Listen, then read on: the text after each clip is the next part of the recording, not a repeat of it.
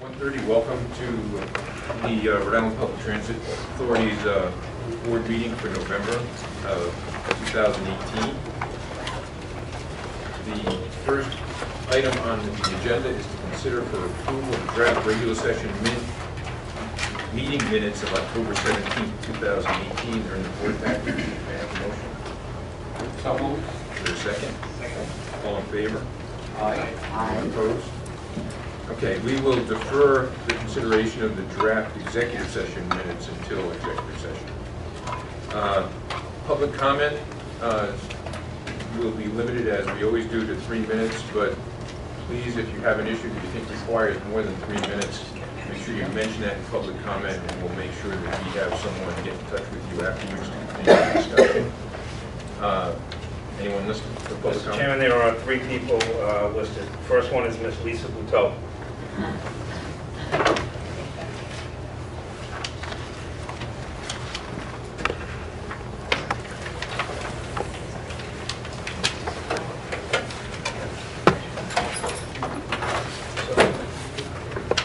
Good afternoon, Geladas Board of Directors, ladies and gentlemen. I wanted to take a moment to thank Mr. James Herrera, Chief Security Officer, and Mr. Stephen Colantorna, Chief Legal Counsel, for meeting with me a week after last month's board meeting in reference to documentation that needs to be reviewed in reference to the disability past documentation from medical doctors. In particular, for those who do not have SSI or SSDI, but would qualify under the disability categories in which a medical doctor would have to sign documentation. My concern was that RIPTA is not a HIPAA-protected agency, although they fall under, apparently, from my understanding, the Access to Public Records Act. It is very important when the board reviews any documentation for medical doctors to sign an individual that has a disability, but does not need to indicate that disability. SSI and SSDI award letters do not indicate a person's medical condition in order to qualify them for disability. Doctors are very well aware of the categories that Social Security Administration require in order to determine if a person has any particular type of disability. So my concerns were brought up, and I do appreciate the 2 gentlemen. They are very informative, very professional, and they understood my concerns. So if there is further review with the Secretary of State on the forms, or any kind of training, or any review of those documents, I would most appreciate those concerns being brought and are truly considered by the board. Second, I do have a question in reference to the electric buses. I am grateful and pleased to hear that Rhode Island is going to be instituting electric buses. I know that was a lot of work of leaders, congressional leaders, as well as Washington federal grant money. Is there any provision for the cost of maintenance in the budget for the service of the electric buses in the future? And do they have a longer longevity than the regular diesel buses? I would hope that that would be part of the grant that was considered, because obviously RIPTA has never had electric buses before, therefore there would be concern on how to maintain them in the future. So I don't know if there is additional funding that has to be required to maintain those for the future, but it is a way of green economy. It's very important for our society and for our global climate to reduce emissions. 3, I just wanted to say that when I was here last month, there was discussion in reference to the ability now to really prosecute and go after individuals who violate and assault bus drivers. I have to say, it was my idea. I brought that up to Mr. Studley when he came on board, because I knew he had the leadership, the wisdom, and the vision, being a former lieutenant colonel of the state police. And I brought up an incident. We're at 3 minutes. We can be a little bit flexible. Yeah, I'll make If it you could just be mindful of the yeah. time. Thank you, sir, for reminding me of that time. There was a concern of a criminal act that took place. I brought up the idea that as a public transportation organization, that I thought it would fall into federal guidance, like it would be a felony if someone got hurt or was assaulted on the bus, and to maintain the safety of public safety, and certainly across our drivers. It was my idea. I don't know if a local legislative law had to be passed. But I have some concerns when an individual who is not a member of the board, not a member of RIPTA, or a politician, who comes to RIPTA and makes a suggestion, and an idea is implemented. Isn't there a program that you guys, or RIPTA has, that you can finally acknowledge people and give people credit? When something as important as these kind of concerns are implemented for public safety, that RIPTA recognizes that. Because I know that you're all professionals, and I know you're committed here to do good public service, but it is really important to understand that if you're on the board and never taken public transportation, and individuals from the public come and have great ideas that are then implemented, there should be some kind of acknowledgement, especially when they come to the board. I requested a meeting with him. He was absolute professional. He understood the ramification of a very serious condition that occurred, an incident that occurred. And I'm glad that nobody physically got hurt, but he understood the reason to get those messages on board, to cut down on any violence on board public transportation. So I thank you, Chairman, for the additional time, and thank you for your consideration. Appreciate it.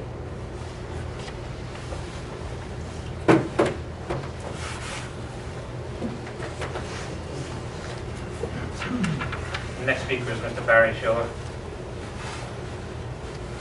Hi everyone, you know me, Barry Choy, a longtime transit user and advocate, and I have 3 points. One is to call attention to a letter that the board chair and CEO received from Peter Broussard, chair of the Rhode Island Rail Passengers Association, asking for serious consideration for an operational change on the downtown corridor. Instead of extending various existing bus lines to the hospital district or the Providence station, please consider establishing a free shuttle on this corridor using the electric buses. A shuttle was the idea of the original streetcar, which generated the grant to do this. The electric buses, which I agree with the previous speaker, great thing, the electric buses give it a chance to brand the downtown corridor, which was always one of the goals of RIPTA. The free idea would call attention not just to the electric buses, but to the transit authority itself from people who don't really have it on their radar. And because downtown is so congested and polluted, it's a logical place to use the electric buses. I know on the streetcar they thought there'd be 4 vehicles needed. That was when it was going to the east side, through the east side tunnel. If it's cut back to the train station, if it's buses will be faster than that streetcar. If it was free, it would speed up boarding. I don't know if you can get by with 3 vehicles, but we're only asking for due consideration. And that's point 1. And if anyone still like to see the old shuttle from the streetcar, I have that. And I'm going to give this letter to the board secretary so it's available for everyone. Point 2 is concerning the bike community on Kennedy Plaza. So there'll be bike routes going to Emmett Square and along Exchange Terrace.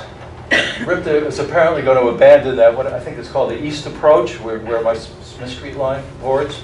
And it'll be a pedestrian zone, but it ought to be, it's wide enough to also be a bike connector to Kennedy Plaza. Now I know it's a city project, but both the city and RIPTA have a real interest in promoting biking, and RIPTA has an interest in making it easy and safe for bikes to get to the plaza where they could board the buses if that's their goal. The alternative is Doran Street, which is kind of dodgy for bicyclists, I think. So this is something I hope that the staff and maybe board members who are interested will talk with the city about, to have a bike connection from Exchange Terrace to Kennedy Plaza.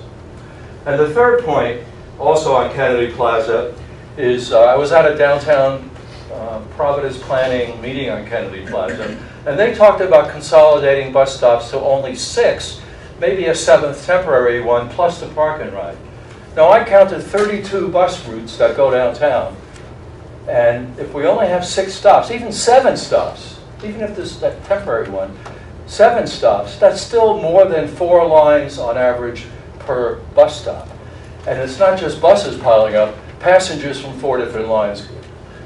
Sometimes the 56, 57 that boards together, it's only 2 lines. I can tell you it's kind of congested on that stop at times. If there's only 6 stops with 32, that's more than 5 lines per stop.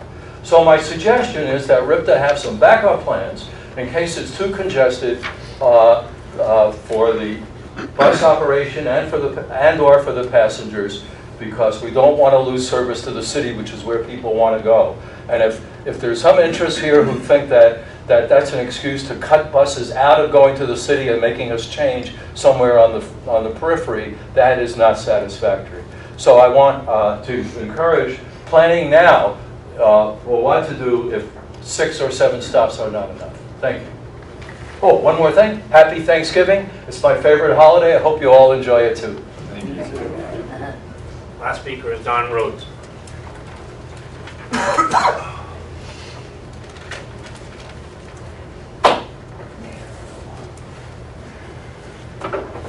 Greetings, everyone. Sorry if I have my back to you.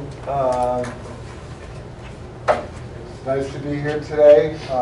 First thing I'd like to say is, by the way, my name is Don Rhodes. I'm president with the Geladas Alliance. And the first thing I'd like to go over really pretty quickly is I just attended a meeting recently. Actually, I've been going to the last 4 meetings of the Downtown Improvement District Businessmen's Association, and Frank Latour and I were joking about the other day. We haven't figured out what the acronym to all that group is going to be, but 2 things that happened that were discussed at the meeting, and the first one is the jump bikes. That is depending on how you feel about them, a lot of us feel that it's an accident waiting to happen. I mean,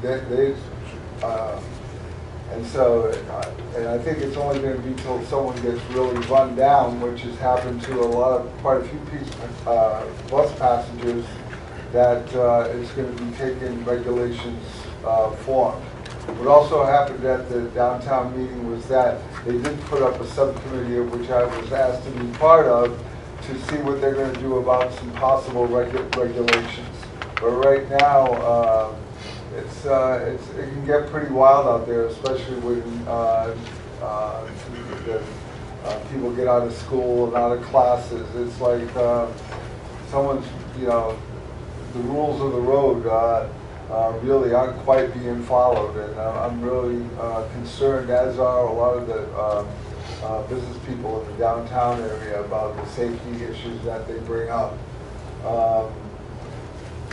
The second thing is that Frank Latour and myself both gave a warm endorsement of the downtown transit corridor. That went really, really well, and also the fact that the intermodal station is still hopefully going to happen, and the council was very much approved of that unanimously, except for one person, and that one person, Mr. Paolino, who's a developer there, got up and said that as far as he was concerned, that the downtown transit thing will never ever happen, as far as that's concerned, and that's which was sort of disappointing to us, because that was one of the reasons that we passed a $35 million bond issue a few years, was to have an intermodal train and bus facility in downtown. So I was waiting till the next meeting to come to be, which was last Thursday, because I wanted to see if that part of the conversation had made meeting minutes.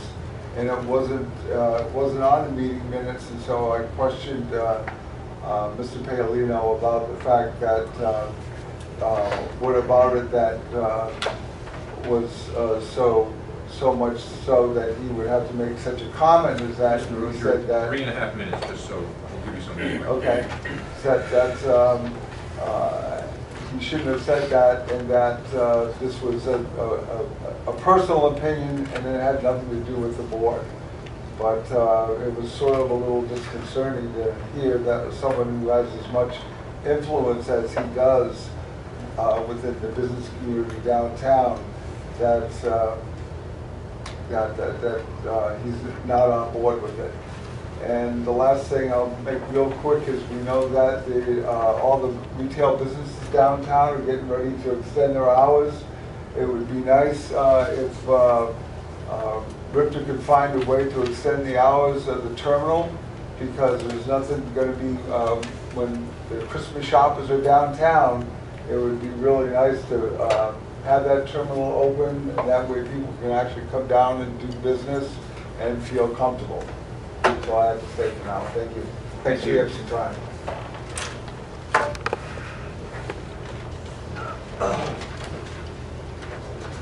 Next item on the agenda is the CEO report. Thank you, Mr. Chairman. As you'll see from the list that you have in front of you, there are a couple of items before we go into the report. First, the electric bus rollout. As you know, it's been now a little over a month or so since the electric buses have come to our campus. Telemetry is collecting all sorts of data that will give us really good ideas as we move forward. And so thus far, so good. Everything seems to be moving along.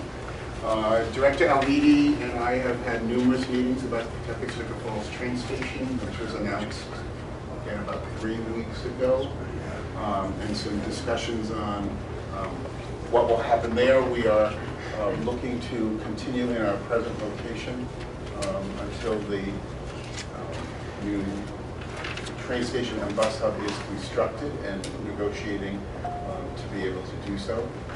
But that will be another welcome addition to things happening transit-wise in the city of Pawtucket. We have been working on a pilot program with Easy Warm, which would put radiant heating into the bus shelters, which would alleviate issues of snow removal. And so that continues, and we hope that we will have some locations to be able to identify very shortly that we will be installing that kind of technology. I want to thank the marketing and planning staff. They, over the weekend, had another very successful partnership with Ocean State Job Lot and Operation Stand Down to fill buses with food and with, well, it was Operation Stand Down, and also you could bring clothing if you wanted for homeless veterans as well. And this is the 7th year that has taken place, and we're hopeful that we will beat last year's overall total of 4 tons of food that will be donated to the community food bank by people who went into Ocean State Job Lot or brought food to the location. They could do one of 2 things. So thank you to Barbara and the whole staff and marketing and the planning group for making sure that happens. And you'll see overall our key performance, the KPIs are good. Budget is moving along. We have a long discussion that we're going to need to bring to the board next month about locking in on diesel prices. Chris and his crew in finance have been monitoring daily where the diesel prices are looking like they're going to end up, and we will be bringing that to the board next month as to where we should lock in and how we can make sure that we're trying to hedge as best we can on what the prices of diesel will look like. Again, we have 44 employees who are out long term, and that continues to be the biggest driver in the budget that we need to get our arms around at some point, to trying to figure out how we reduce the number of people who have been out on long-term illness. It's still the one big concern. Any questions? I have a question with regard to locking diesel prices. Are you concerned going a month before you have an opportunity to look at that? How does Chris feel? Do you want some interim authority to be able to act quickly if the market changes? What traditionally, traditionally, the CEO has been able to lock in, and then we inform the board. So we have been looking at the numbers and looking at what the budget for the next 2 years are, and depending on where we lock in, we'll be looking at major reductions in what we think our costs will be over the next 2 years. All right, so you don't need any authority from us? No, we don't need any authority. Just information. Great, thank you. But it could be a sizable savings as we move forward. So. Okay, next item is item number 4, request for approval of paratransit vans.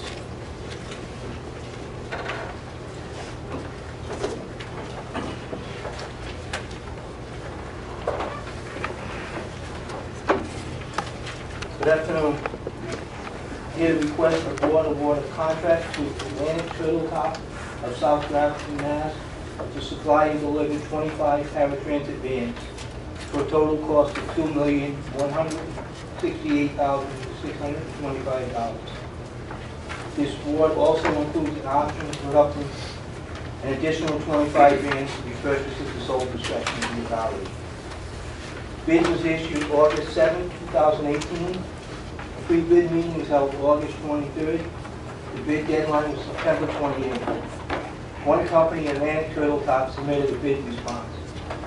Procurement and maintenance staff conducted a single bid analysis to determine if the price offered by Atlantic was fair and reasonable. We attached a copy of the analysis to the proposal, staff summary. Based upon the review, the price offered by Atlantic Turtle Top was deemed fair and reasonable. It is unlikely that rebidding the project would yield different results. RIPTA is in urgent need to replace an aging fleet. These vehicles are replacing 2011 vehicles. A rebid would further delay the process another 60 to 90 days. Funding is taken from various FTA grants, which provides 80% of the funds. The remaining 20% comes from the paratransit revolving loan fund. We request permission to award the contract. Any questions? How do we think about electrification of the paratransit fleet? Because we're looking at 25 new vehicles now with the right to purchase an additional 25 new vehicles. Do we think about it in tandem with the electrification of the larger buses? Do we think about it as a separate initiative? Because we don't talk about that at all. Sure. It would be a separate initiative because right now there are no paratransit vans that are electric. They're not being produced at the moment. Wow. The cost would be so high for an individual paratransit van for the infrastructure that you would need that it's probably not cost effective at the moment. So you can buy diesel or you can buy gasoline. There's no electric paratransit van. They did look at all of that. They looked at all different options, cutaways, different types of boarding, whether it be rear boarding of wheelchairs, side boarding of wheelchairs. They looked at a number of different options. And as we talked before, Josh, one of the things is to diversify the fleet a little more. So we'll be also looking at not always replacing a 40-foot bus with a 40-foot bus. But there is no paratransit vehicle that's electric at the moment. How many vans do we currently have? Paratransit. Total paratransit vans, Approximately 100. just about 100. So that's about a quarter. And the big question will be whether we go gasoline or diesel based on what the pricing looks like. So, just my quick back of the envelope map, this is ballpark $86,000 per unit, is that about right? Just about. Yes. And you're comfortable that that compares reasonably with the market? Yes, we did. We asked for a very detailed cost breakdown, and we had done that preliminary, as part of the process, we do a cost estimate up front, and compared, there was a couple of items that we were off a little bit, and when we reviewed it, we realized it was, our estimate was off. All right, so just so I'll understand, you've got the base vehicle, you've got the lifts, you've got the extra suspensions, et cetera, that's all. Correct. So you expect this? And it's inside your budget. Yes. There were a number of potential bidders, but really it's come down to one or two that really will actually submit bids on paratransit fleet now. Okay, any other questions? May I have a motion? Is there a second? Second. Any discussion? All in favor? Aye. Opposed? Okay. Number 5, request for approval of automatic passenger counters.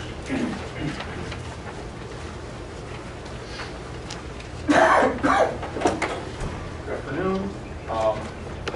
RIPTA staff is requesting an award to Urban Transportation Associates in the amount of $311,454 to install automatic passenger counters on up to 63 vehicles. We currently utilize a small fleet of about 30 vehicles that actually count passengers via the APCs. We use these to report our statistics to the National Transit Database, which feeds into our formula funding. And this prevents us from having to have an actual person that's on those vehicles counting passengers. We want to increase the number of vehicles that have automatic passenger counters to assist us with randomizing our samples, and as well as just giving us more data so we can make better planning decisions. We did receive one bid from Urban Transportation Associates. We had several firms interested. At the end of the day, we only got the one bid, but we did complete a single bid analysis that determined that the price presented was in line with what we would have expected from other vendors. Any question? Sure. I don't understand why this, just face value seems like a lot of money to count people when we're investing in a system that will automate people onboarding and paying, and so it feels a little like Redundant. obsolete as well as redundant. So the big difference is that the fare collection system will record people getting on, but it will not record them getting off. It will interact with that fare box on the way off the bus. So it'll tell you how many people are getting on your bus, but it will never show anybody leaving the bus. This actually provides that last leg, and it's totally independent of how people paid. It's just actual people getting on and off the bus. It's actually a laser system that triggers as they're walking onto the vehicle. But it's not, it gives you those offs, which are impossible to count without having this kind of technology in place. Does it give you where also? Yes. Yes. GPS. And that data would be very helpful in order to plan trips into the future. We keep a running log of passenger activity at the stop level. It basically tells you where passengers are getting on and off buses, and we can use that information to track it by time of day, so we'll know the time of day that happened, which trip they were on, which specific bus they were on. It'll tell us if that bus was overcrowded. It will tell us if that bus, what kind of capacity was on that bus. It'll tell us how many wheelchairs we saw on that bus. There's just But all. it doesn't tell you that when, like, this person A got on and person A got off. It just tells you the numbers. Correct. Correct. It just tells you. It doesn't tell you it's not person It's not level. like identifying. But it's not identifying, but it does tell you the overall number of people that are on that vehicle. And it's important just because then we can understand where we have crush loads, Yeah, where I we maybe forgot have. about the take people getting off. Yeah, Part of the equation. it's the first question we always get is, how is this not redundant to what you're doing with fare collection? Because nobody interacts on the way off the bus. We are using this right now on about 30 vehicles. This will just allow us to basically get more of these vehicles on routes that generally don't ever see these APCs. So we have a lot of trips, like express trips, that are only sampled maybe once or twice a year. It doesn't really give you a very representative sample of that route. Whereas other routes like the 1 or the R line are pretty much sampled daily. So this just really helps sort of spread that evenly. Are these mobile where you can change them from bus to bus, or once it's on, it's on? Once it can be moved, but it's That's not not the intention. It's not the intention. We, generally speaking, our fleet, we randomize our deployment. We try not to put the same bus on the same route every day. It's supposed to be random just to make sure that you're churning miles appropriately, and that's what helps. We actually do right now keep a log of, or we randomize and we assign these to random runs specifically for that reporting. This will just again help sort of reinforce that and give us better data. Greg, are there like 2 or 3 big themes you hope emerge? That is this really for better route planning? Is it for optimization of the actual vehicles? To Mayor's point, we could look at certain fixed routes and whether or not a smaller vehicle what do you think when you want to make an investment like this? All of the above. All of the above. So part of the reason we're doing this now, we've actually been wanting to upgrade our fleet for a long time to 100% ABCs, just because it'll tell us everything in the system all the time. Right. The problem has been managing and cleaning that data was a full-time job. We have software now that actually automates that, so we're able to update these and get this ridership information basically a couple days after it's done, assuming that it's been transmitted appropriately. But yes, vehicle size, this is really helpful in having conversations about can we run smaller vehicles. This is really helpful in helping us look at maybe routes that are underperforming, looking at specific trips to find out is there a trip that maybe there's something that's not working on. It's kind of all of the above. It's just a real-time snapshot of what's going on in our system. Well, not real-time, but it's a snapshot of what's going on in our system. Based on my reading, it sounds like the industry as a whole has not coalesced around certain standards that make it easy for different software to operate with different hardware. It seems to be a pretty closed, proprietary type system. This is not. We actually, so the software we're using right now, we could have entertained other vendors, and we try to. The problem is everyone makes their own software, and they want you to use that software. So that a lot of them aren't even willing to sell us the hardware if we're not willing to buy the software. That's really what it came down to. There's a couple of vendors that were interested, but they wanted to sell us the whole package. We already have the software. We don't want to change that. It's been working. Any other questions? And you've studied the cost of those other systems, software plus hardware? We've looked at the hardware, not the software side of it. The single bid analysis looked at other transit agencies that have installed these recently to find out where we're at in line with them. We're in line cost-wise. The software we've gotten is relatively new. I think we've only been using it now for about a year, and the data we're getting out of it is fantastic. We actually, it's really exciting the stuff we can do with this, so it's going to be helpful in route planning for sure. Any other questions? We have a motion. I'll move to approve. Second. All in favor? Aye. Aye. Okay. Draft beer policy. All right, fun stuff.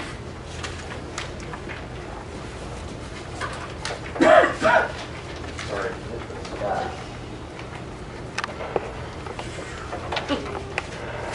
So,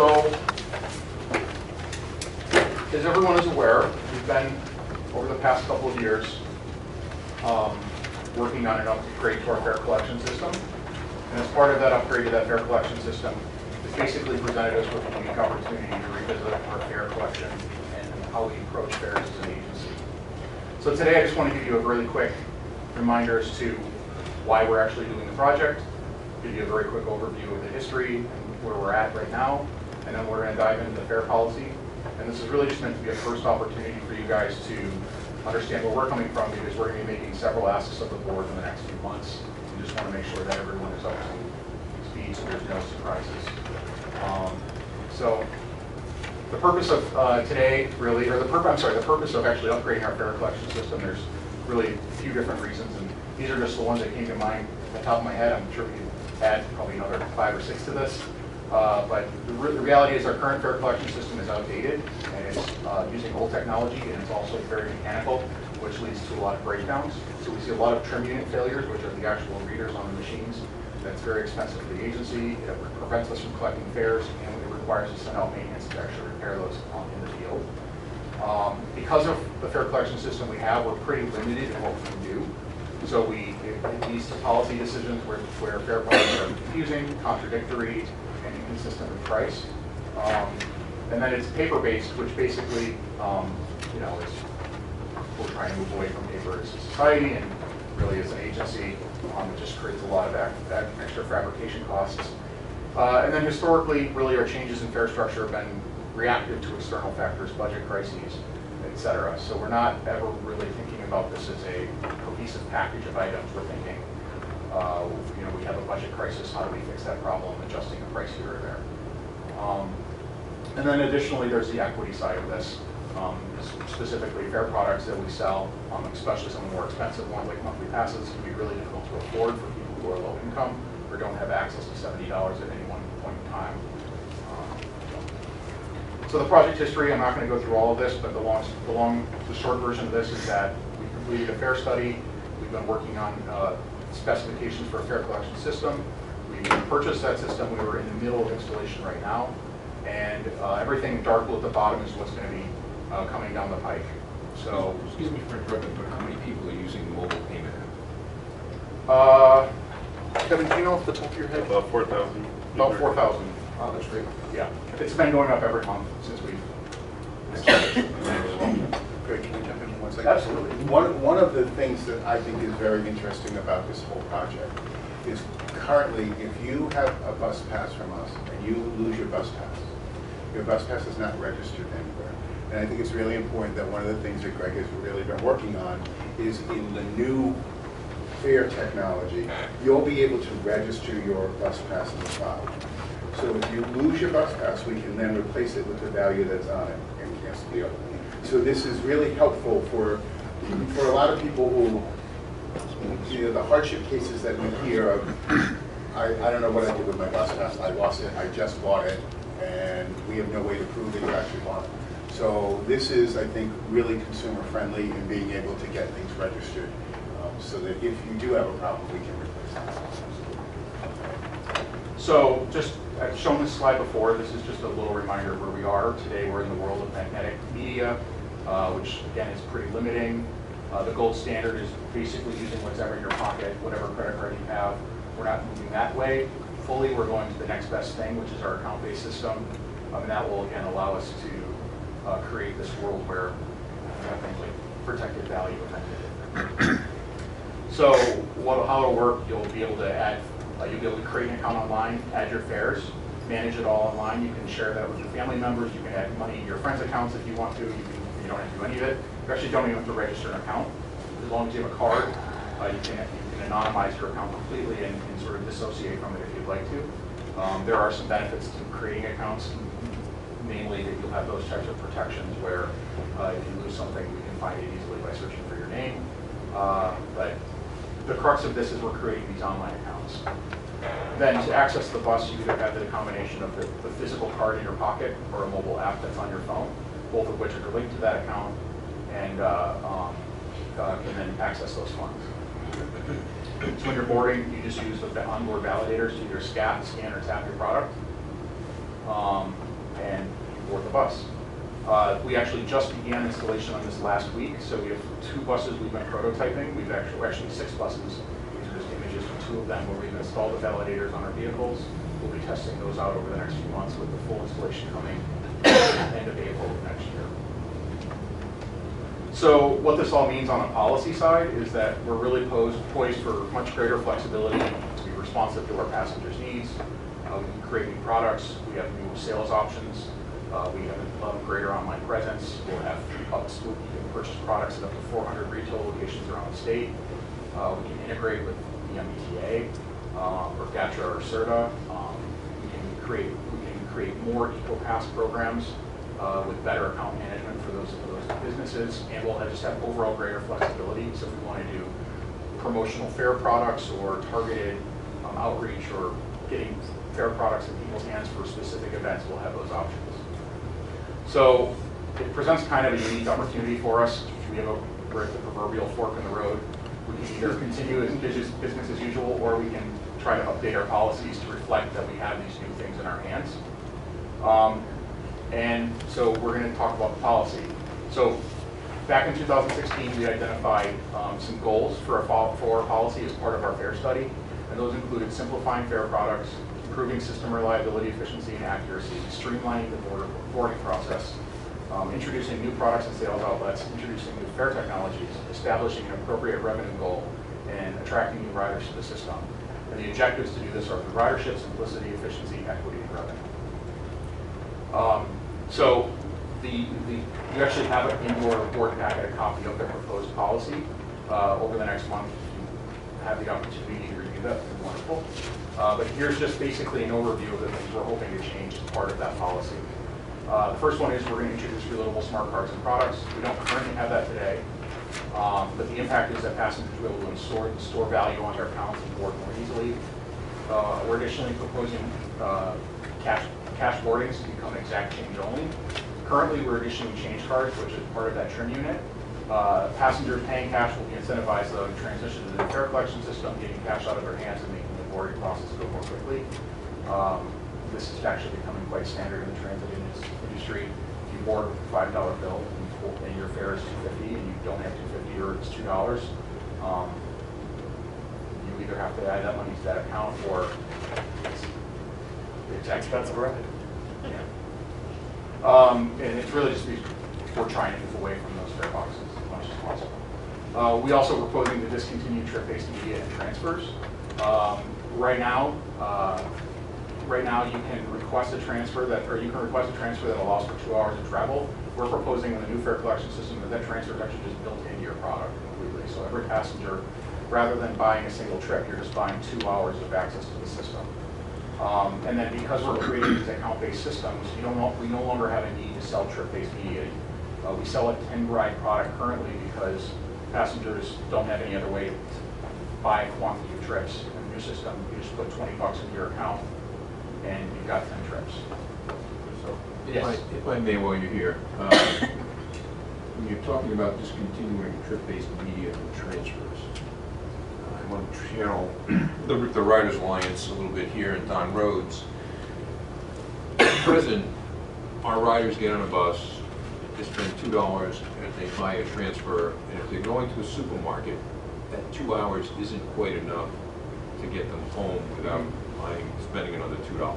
Yep. Do we have any way of knowing what the impact, maybe we do with the passenger counters down the road, of knowing what it would cost us if we could move that from 2 to 3 hours, or move that from 2 to 4 hours, so that folks who are in very limited income will have the ability to have a more affordable shopping experience? Absolutely, we can explore that. Thank you. I don't have the answer right now. I think when we come back in a few months, we can absolutely have a clearer. I think the reality is it's doable. We can figure out what those impacts might be. I imagine there's a revenue implication, of course, but we can. But I'm beginning to feel like with the passenger counters and the new fare technology, you're going to be in a position relatively quickly to project numbers that you haven't been able to project in the past. And I'd love to have this board have the opportunity to consider those issues. Yeah, no, we can do that. The fourth change to this is that we would like to establish performance metrics to track effectiveness of fares. And what this basically means is that right now, a lot of transit agencies, they monitor their fare products and their sales, and they monitor the usage of them. And if they're not hitting certain targets, that they revisit the effectiveness of that fare product. We don't currently do that on a proactive basis. We generally respond to there's a fare crisis, or there's a budget crisis, we need to do something with fares. This is a really great way to sort of safeguard against those types of things. For example, up north in the MBTA, they actually have, if you reach a certain, they're tracking to the consumer price index, and fares adjust accordingly. This allows us to basically continually review what we're doing and just make sure that it's effective. We sell pass products that are, frankly, hundreds of people on a system that serves 55,000 trips a day. And it's a very small number of our ridership, and it's just not an effective product.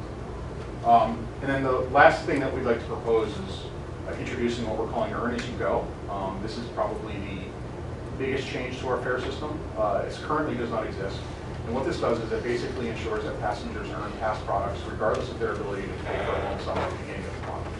And this is really fantastic. It's actually technically called fare capping. Fare capping sounds incredibly negative, so we're workshopping some terms. Earn As You Go is where we're at right now. What this does is it basically says if you have base fare in your pocket, or when you board the bus using that new system, it keeps track of how much you spent each calendar month. And when you get to the point where you spent $70, it says you spent $70 on the system this month. You now have earned a monthly pass to ride the rest of that month for free. And then we also can track that on a day pass as well. So if you get to $6 of riding in a day, you've earned a day pass and you no longer have to pay a fare after that. So that leads to another discussion that we've had in the past, though, is how do we identify the phone or the pass to the rider? I mean, at the moment, when our riders use a pass or swipe a card, the driver doesn't see who owns the pass. So Absolutely. if I handed my phone to members of my family, we could end up spending $70 So there's a few ways around that. I think, first of all, capping to the day pass, you can't earn more than $6 in a day, which means to get to $70, you still got to ride 15 days in a month, roughly, which sort of slows that down. I think the bigger issue is that you're absolutely right about that. There are things on the system to prevent people from utilizing multiple passes simultaneously. It tracks velocity, does what's called a velocity test. It will say, is it possible that a person tapped in Providence and in Newport in 20 minutes? No, and they'll start denying those charges, those transactions. Additionally, on the mobile side, the code that pops up on your phone refreshes every 15 seconds. 15 seconds? 5 seconds. Every 5 seconds it refreshes, so if you have a code that's more than 5 seconds old, it won't work. So there's a lot of safeguards in there to make sure that things don't happen. You also can't assign a pass and a mobile phone to the same product. Either are a hard plastic card or a mobile phone. You're not both. So it really limits your ability to share those things. I mean, you're always going to run into the problem where if I buy a monthly pass, I can share it with Liz or whoever, and I don't think there's any way to really combat that issue. But there's a lot of things we can do to make sure that they're not taking these and sharing them amongst their friends. I wish there was a better answer to that. Okay, thanks. So we have a short video here that basically explains fare capping probably better than I can. It's about 2 minutes. This is actually done by a great transit advocacy group up in New York.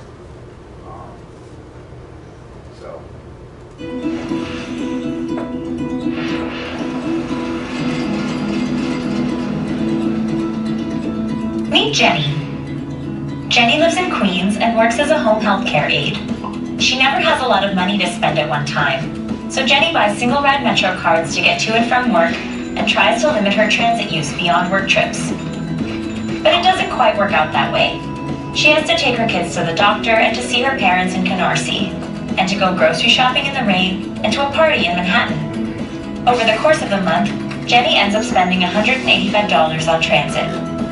A monthly unlimited Metro card would have cost $121. What if there were something that could solve this problem? There is, and it's called fare capping, sometimes called pass earning or pay-as-you-go.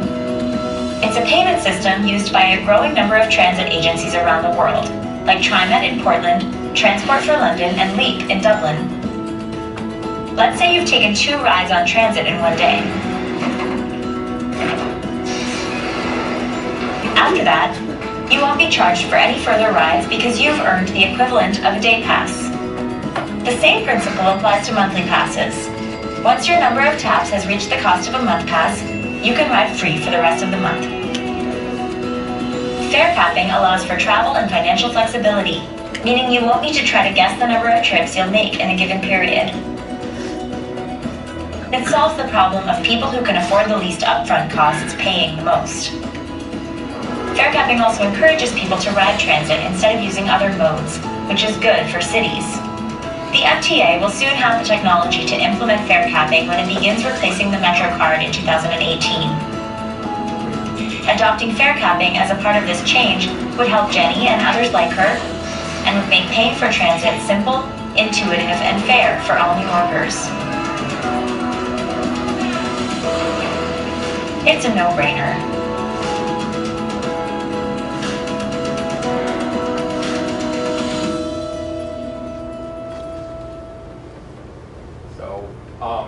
That's just fare capping in a nutshell. It is worth pointing out that I believe we would be, this is a huge trend right now in the industry. The video mentioned TriMet, Transport for London. TriMet was actually the first city in the US to adopt fare capping. We would be the 4th if we were successful in that, so it would put us on the bit of the leading edge. And it's been sort of fascinating to watch what's been going on in TriMet, their project as well. You know, as we move ahead with the fare policy, you know, it's worth pointing out that there are impacts to our operations. You know, the positives of this: fare equipment repairs would decrease significantly. Driver enforcement of fares will change very significantly. It becomes a lot easier for drivers to enforce fare collection. Cash collection and processing will decrease significantly. And then passenger confusion about our fares should generally lessen because we've really minimized the number of products in terms of specific branded things, and it just becomes all about the money that's in your account. It is worth pointing out that, you know, as part of this policy change, we have to want to continue to look at our pricing levels just to make sure that everything's in line with industry standards and we're getting revenue goals and making sure that we're not taking a revenue hit. Right now, we've been doing some modeling. It looks like, you know, some prices might have to increase, others might decrease, and others might go away completely. But on the whole, we think it would generally be a positive thing for our passengers because, you know, it will just be an easier system to use. So next steps, we're going to come back in December and request permission for public hearings to start engaging the public on an official capacity on the project. And then we'll hold those public hearings in early 2019 to talk about the changes we're proposing. And then we'll be back in February for adoption of any changes to that fare structure. And then in spring, we'll continue the marketing and outreach of the actual new product. Installation will be complete in April. In July, we'll begin beta testing, and we will probably have to run 2 fare collection systems concurrently. And then in October, we'll be fully live with the new fare collection system. We'll be starting to sunset the existing GFI system. That's it. So as Greg said, you have the draft policy in your packet if you would take a look at it. The other thing that we need to discuss as part of this will be that post-October of next year, we've got to come up with a date when we would say the existing fare product is no longer valid. At some point in the following year to say you need to use up all your old fare product by a certain date. So that would be another consideration of the year. Sure. So on page 2, section 3.1.2, it says time-based products may no longer be sold to the general public. Yeah, and what that's referencing is that the fare capping would replace those time-based products. They would still exist, but rather than purchasing a $70 monthly pass, Oh, I gotcha. you would just earn it. And if you put $70 in your account at the beginning of the month, you basically got a monthly pass. So you can buy rides based on time, Yes, but you can't buy a time-based product. correct. So that's just all We can clarify. Right. And I think, Karen, one of the reasons for that is, No, I understand as you know, the we've gotten the reasons. questions of, I can ride until 2 a.m., but there isn't service that goes until 2 a.m. Yeah. So if you, sorry, if you put $70 on at the beginning of the month and you don't end up using enough rides to have qualified for the unlimited, does that differential carry over to the next month? Absolutely. That's great.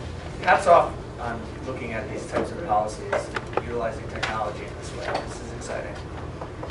You know, part of it is the constant issue that planning deals with is, I don't know what I do with my bus pass. Trying to figure out a way to register them so that you have value, allow them to think about all sorts of other things and ways that you can improve the whole experience for someone who rides with us. So it sounds great. So other than resistance to change, do you anticipate any, that happens, do you anticipate any kind of backlash or? I think it's going to be re-education that's going to be important. We've been watching Portland. They've had slow adoption of their new fare collection system.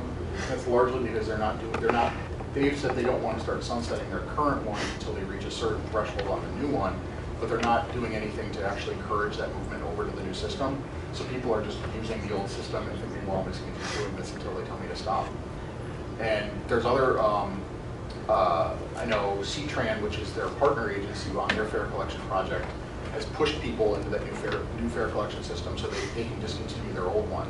And I think it's going to take a push on our part to really move people that direction and, you know, really work to like re-educate. It's going to be a totally new way of thinking about this. So 90% of the families that we serve at Crossroads use public transportation for their primary form of transportation.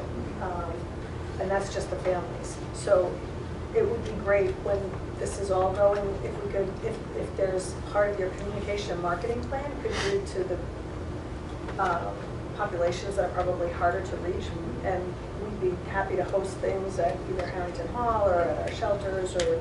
We're actually getting ready. We're planning something. We're trying to. We're organizing our to actually have conversation with all of our bulk purchasing clients right now, social service agencies, and we're going to explain. Here's the project. Here's what's happening. How do we tailor products to fit your clientele and do this in a way that is a win for everyone? So that's coming soon. And one of the encouraging things is the number of people who have already downloaded the app.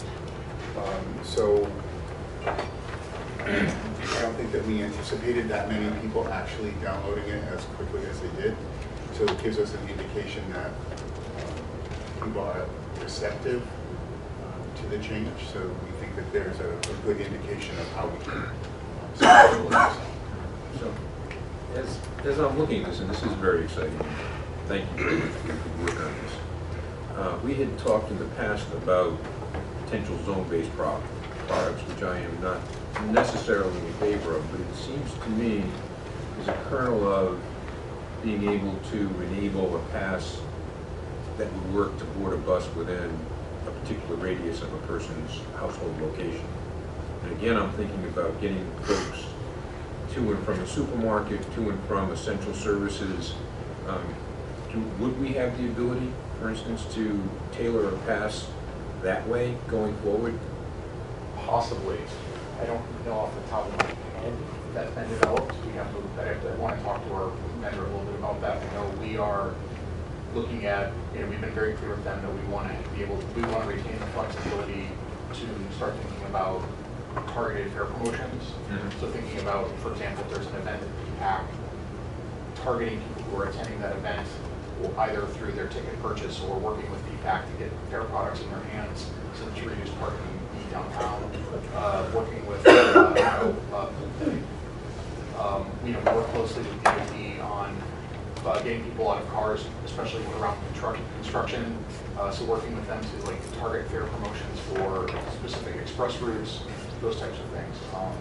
I don't know if we can do that GPS based on where someone's living, but you could create products that are good on specific types of routes. So it sounds like you've got plenty to look at. Yeah, it's going to be exciting. So I don't think there's actually an official ask of anything. This was more just an informative. It was. Any other questions for Greg? Next time you should put entry books next to it. You probably could have asked us for something. The next item on the agenda is to adjourn to executive session, but I'm not aware of any material business that we would consider an executive session. We have a couple of. The only item would be to approve the minutes of the last executive And if session. no one on the board objects, I think we can approve those minutes the next time around when we have our work to do. May I have a motion to adjourn? Second. All in favor? Thank you very much.